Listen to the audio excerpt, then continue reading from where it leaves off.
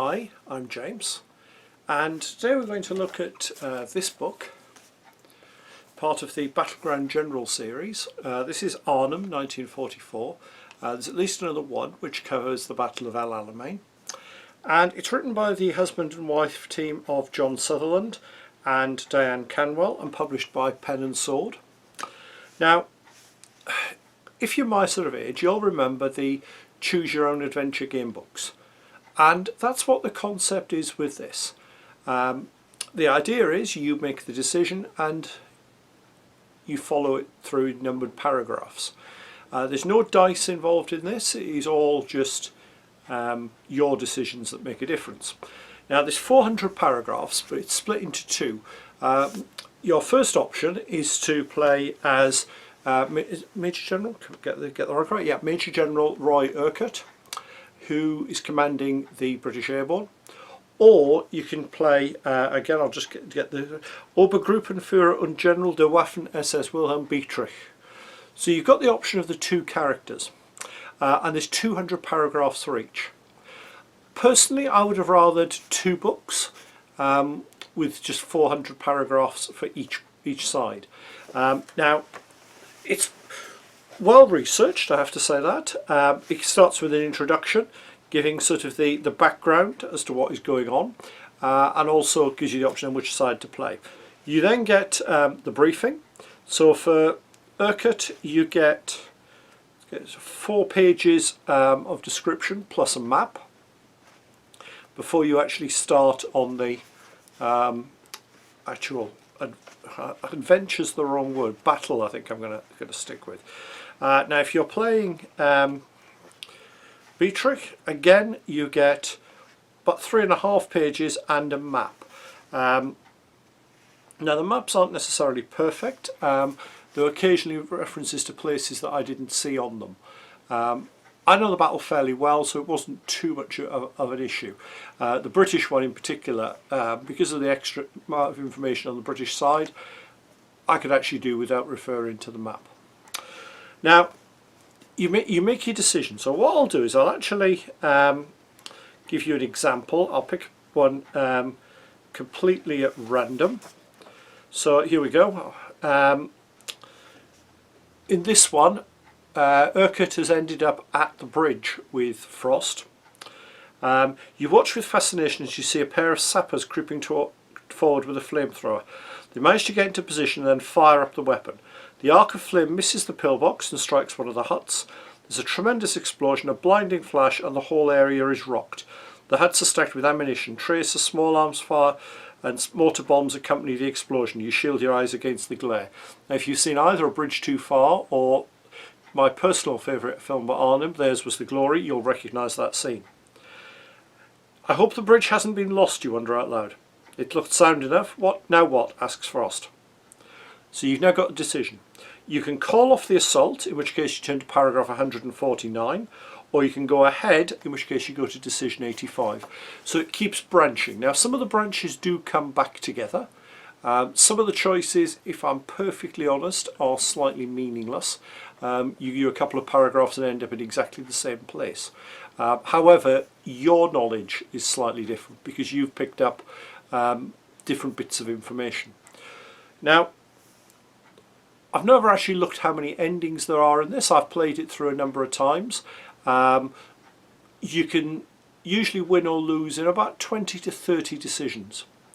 Now, it gives you very good sort of accounts. Don't expect, if you do something different, that the enemy will follow exactly what they did in reality. The authors have actually done it so that the enemy will react to what you're doing.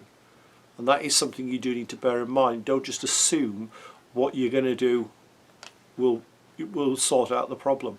You need to make the decisions based on what you can actually find out. And what I did like with this book is it really emphasises that decision making on poor information, out of date information, not really knowing what's going on. And the one thing that became apparent to me as I was reading this is, based on this, both sides really don't know what's occurring initially. And as the battle develops, particularly if you're Urquhart with poor radio communication, you are frantically trying to establish what has occurred. The decisions can vary tremendously between throwing a whole brigade into a position, or it might even be, in one case when you're Urquhart, and some may remember the scene where he's cut off, do you fire at a German outside or do you hope to hide? So the decision level varies tremendously. There's a lot of research gone into this. I particularly noted the fact that at one point Urquhart is escorted by a Sergeant Major Lord, who is a well-known figure in the British Army, who ended up being the RSM at Sandhurst. And was quite a character there. So there is a lot of good research in it. A weakness of the book is it doesn't actually evaluate your decisions. You only get to the end and you then find out this was the overall result. There's no evaluation of why you ended up there. There's no explanation of what you could have done better, what went wrong, which, while it's poor from a history side, it does add to the replayability, I think, because you go back to it and explore, oh, what if I do that this time instead? And I did do that a few times, particularly as Beatrix, where I actually got relieved of my command for pushing a decision with higher command. I then went back, okay, I'll acquiesce to it this time, and you see where you go from there. I think it's worth a read, and if you're interested in strategic level decisions or operational level decisions, really, it is a highly interesting read. It gives you that understanding that you don't get, I think, from reading a history book. The reading the history book will give you, this is what Urquhart knew, this is what he decided to do. What this does is it puts you in those shoes. I don't know this, I don't know that, where is so-and-so?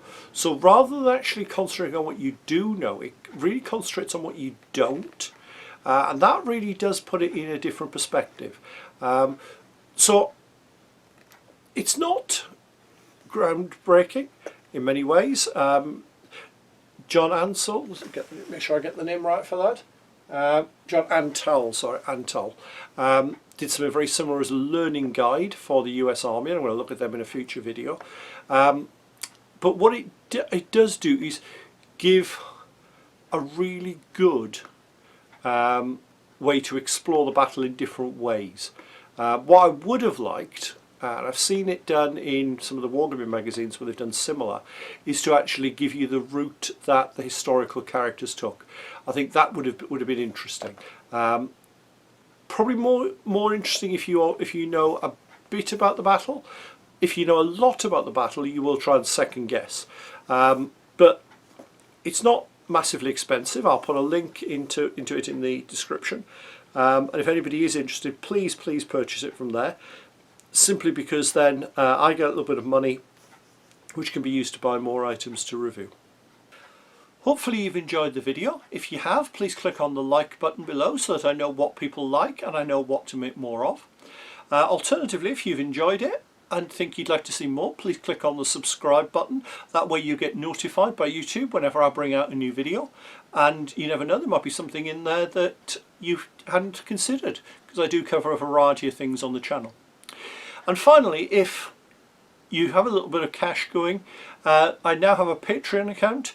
I'm always looking for patrons, because at the end of the day, let's be perfectly honest, it's a good way for me to get a little bit of money that will use to buy review items or to travel to museums and so on. I don't put a huge amount on that. At the minute, all we've got is one tier charging £1 a month, which just, as I say, helps cover my costs. See you soon.